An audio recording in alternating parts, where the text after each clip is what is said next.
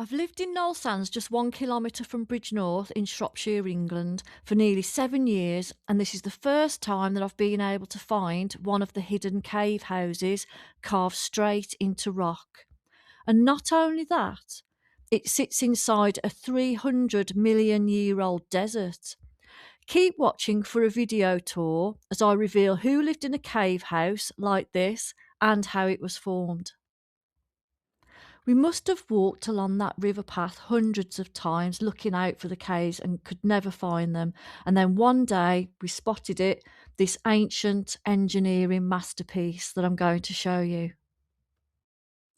And I think I may even have found a second one that we're going to investigate another day. But these homes were carved directly into red sandstone and designed to stay warm in winter and cool in summer. Nature's perfect insulation. And look at this. These patterns in the walls are not decoration. They are fossilised sand dunes from a desert that existed nearly 300 million years ago, before even the dinosaurs roamed the earth. Back then, this wasn't England. This was part of a vast supercontinent called Pangea. The landscape looked like the Sahara Desert today, with towering dunes and extreme heat at around 70 degrees Celsius. And humans, well, they came much later, carving these caves into red sandstone, starting as early as the Saxon period over 1,000 years ago. Many were later upgraded with brick fronts, windows, and chimneys by working class families. Interestingly, this cave shows the remnants of an apex roof structure and a brick built fireplace, turning raw caves into surprisingly sophisticated homes. And inside, you'll find carved alcoves in a shaped room. But the wow factor gets even crazier. When this rock was forming around 250 to 300 million years ago, dinosaurs didn't even exist yet, as they did not appear until a much more recent time of 66 to 250 million years ago. Instead, this land was ruled by something even stranger, including massive mammal-like reptiles like Dimetrodon. Dimetrodon is a fascinating prehistoric reptile that roamed the earth during the early Permian period, long before dinosaurs. With its striking sail-like structure on its back, sharp teeth and powerful body, it was a top predator of its time.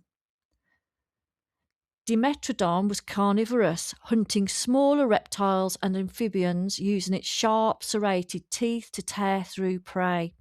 The sail, which is made up of elongated spines connected by skin, is believed to have helped regulate its body temperature, making it an efficient hunter in its sun-drenched world.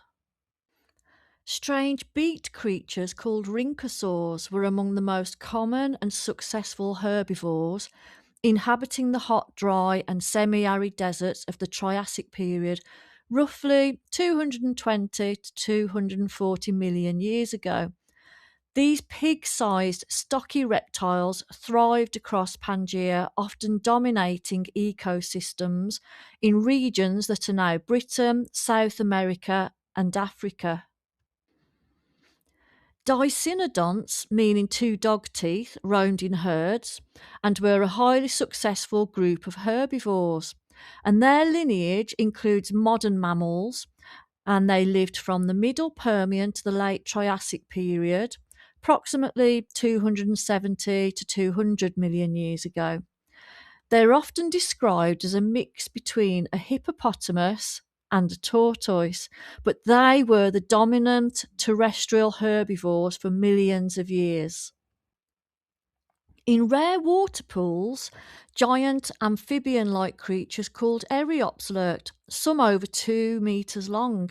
They looked like a cross between a frog and a crocodile, and probably hunted fish in these small pools.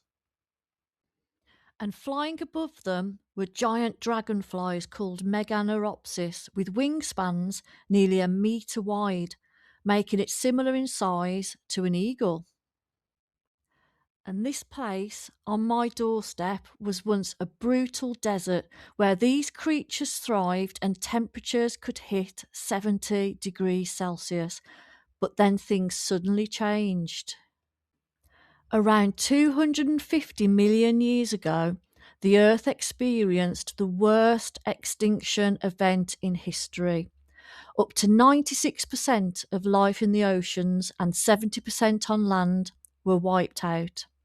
This was not due to an asteroid, such as the one that wiped out the dinosaurs, but was primarily caused by massive, sustained volcanic eruptions, which released huge amounts of carbon dioxide, sulfur dioxide, and methane, triggering extreme global warming and ocean acidification.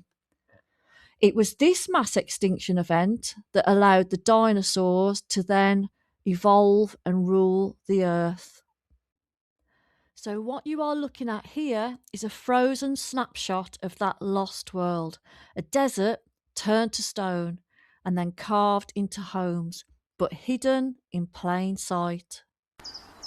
From prehistoric monsters to human survival, these cave houses tell a story that spans hundreds of millions of years, and somehow they're still standing, waiting to be discovered.